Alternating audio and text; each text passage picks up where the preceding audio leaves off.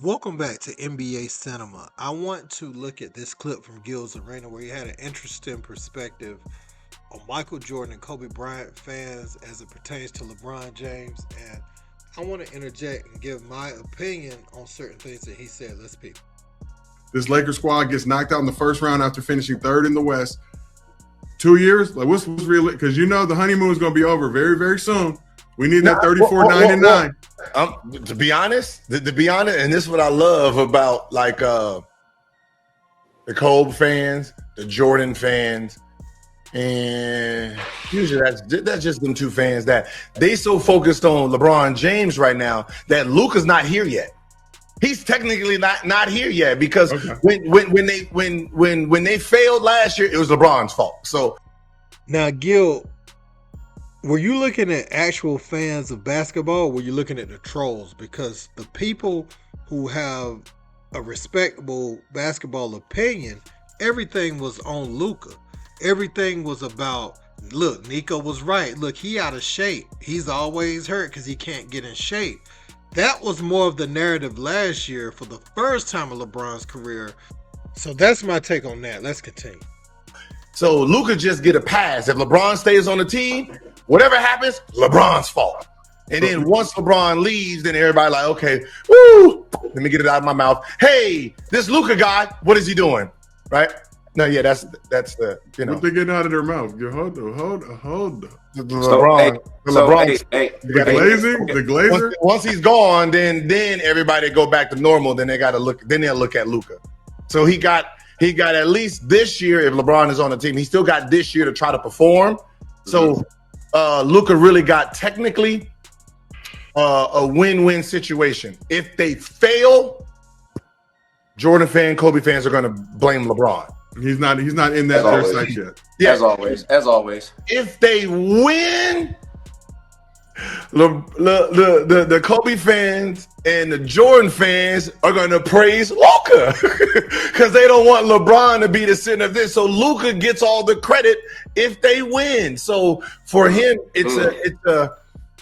it's a learning curve right now. See, Gil, that's absolutely wrong. The Mavericks have a championship window right now as well. Luka will be judged off of the Lakers' success and also how successful can this Dallas Mavericks squad be. They go on to win a championship. Although the fans were in love with Luka, they have Cooper Flag now, and they have, AD, obviously. If he can play at a high level, stay healthy, and, Kyrie Irving can stay relatively healthy, say they get past OKC, past Minnesota, past whoever else Houston may be in the way, and they win a title, then Luka's going to be looked at a way as well, based off of that. Let's continue. And then, I'll say by the next 5 years, he's going to have to win, and everybody will be cool with it. And then, because last year, half year. This is his first full season with the Lakers, but LeBron's still on the roster. Bronny James still on the roster as well. Bronny will get some of that criticism as well, along with his father. But once LeBron does leave. Yeah, see, that's what I was going to ask. When Bron leaves, they're going to be talking about Bronny a lot. They're always going to find a way to bring up Bron, though. Even when Bron leaves, if Bronny's still on the team, because Bronny's not a threat to anything. He's not a threat to anybody's legacy. Like when you're going at someone, you're going because of the legacy that you're creeping up on the legacy of someone. So now they're saying they will attack Bronny to try to pull down LeBron's legacy. I'm a person who believes LeBron's legacy is what it is already. At this point, I don't think he's hurting it. I don't think he's helping it. Wherever you have LeBron is where you have him. And I don't think that's going to change people's opinion one way or the other at this point. I don't overthink it. I have my thoughts on it and my opinions on LeBron and where Jordan ranks and Kareem and everybody else. But at the end of the day, I feel like LeBron is where he's at. Again, are you talking about trolls or you're talking about basketball people? You have to weed out some of the conversations surrounding who's the GOAT and all that, right? Because not to discredit what people are saying, but the way you discuss the game should be with like-minded people with different perspectives. You know what I'm saying? Basically, they can articulate it from knowing the rules. They know the person's game. They know the era that it's in, and they know what type of team they were surrounded with, coaching, everything in between. Like, you got to be able to break the game down. You got some people that'll just say, you know, he averaged 35 and he averaged 35, so they the same player. You can't talk to those type of people because you got to look at it on a deeper level. If they don't think you're a threat, they don't even pay attention to you. Yeah, but they still gonna talk about his son. Somebody's still gonna have Bron name in their mouth. I'm telling you. Bronny in that league, LeBron James' name is gonna be in somebody's mouth. Yeah, I mean, like if he goes back to Cleveland, and LA fans ain't paying attention to him no more. And then on purpose, they're big up Bronny just to piss him off.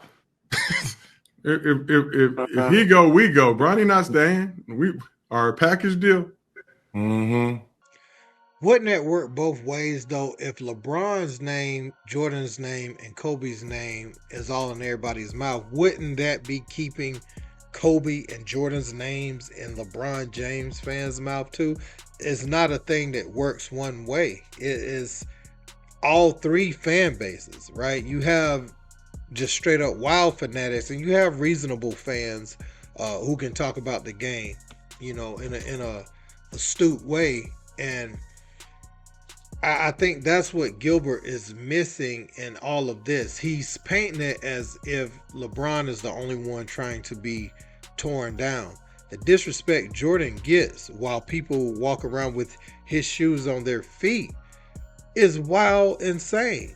And let's just face it. I mean, if Jordan wasn't the symbol he was with his shoes and stuff, people would disrespect him even more than he's getting disrespected now. But as a player, I mean, Michael Jordan, for me, that was like his peak was higher than other peaks. Even with as big as LeBron James is now, Michael Jordan was the most global basketball player I still have ever seen. Jordan, during the time of the Dream Team and, you know, the Unbeatables, after he retired and came back and he was doing Space Jam and all that, he's still the largest player, and you could see footprints of that. You could see remnants of that still ever so prevalent now, and that's why he's discussed ad nauseum, because Michael Jordan is the bar.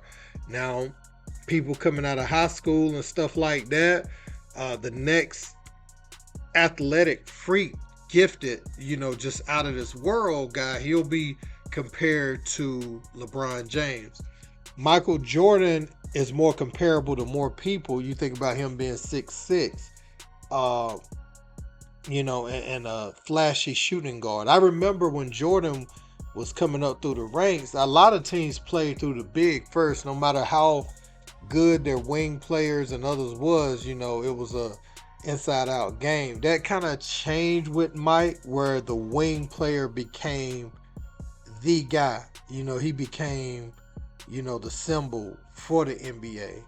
Now we've had great wings, obviously Jerry West and those guys, but, you know, being the face of the league to take the game to new heights, what they recognized was a guy like Michael Jordan resonated with the audience, and he could sell shoes and everything and air and all that stuff. That's why I always say being in the dunk contest was so much needed for LeBron during his career. Just LeBron could have did a windmill from the free throw line. I mean, some of his one-legged dunks, but he could have brought the power like Dominique Wilkins, you know, with those type of dunks, and I think he would have done fine. I know people say he's not a contest dunker, but I think he could have created something. But, you know, I say all that because Michael Jordan, he's left traces of how great he is. LeBron was compared to Mike, and I think as far as living up to the hype, he did pretty good. You ain't got to be better than Mike to be the face of the league. So I think he did a good job, you know, especially before he started doing the super team thing. I think he was right there, but yet and still, LeBron was still a good face of the league, regardless of everything that's happened. I'm fair on all of it. But yeah, man, I just wanted to come and talk about that in a way that I felt was right. But yeah, man, let me know how y'all feel about what Gil said. Don't forget to like, share, and subscribe. Till next time. Peace.